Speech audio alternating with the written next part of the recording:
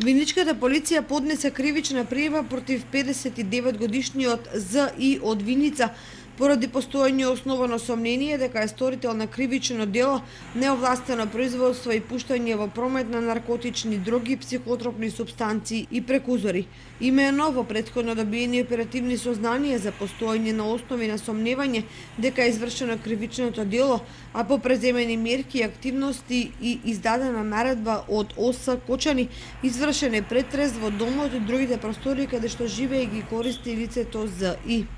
При претресот се пронајдени и привремено се одземени следните предмети: бела јутена вреќа со нето маса од 3250 грама исполнета со тревкаста материја,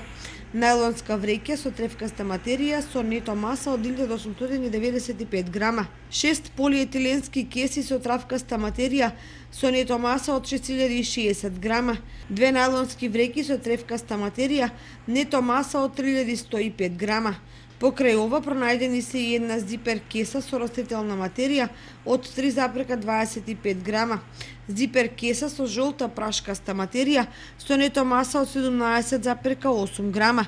зипер кеса со светло кафеева прашкаста материја со нето маса од 3,67 грама, 2 зипер кеси со бела прашкаста материја од 7,72 грама, 2 зипер кеси со кафеева прашкаста материја од 24,18 грама и зипер кеса со зелена прашкаста материја со нето маса од 13,79 грама, информира МВР. Исто така при претресот се откриени 34 предмети, артефакти, човечка глава со ликот на Габриел, плоча со лик на императорката, плоча заљубен пар со цар Константин и царица Елена, статуетка со пар грб и грб машка и женска фигура, статуетка Свети Јаким и така натаму.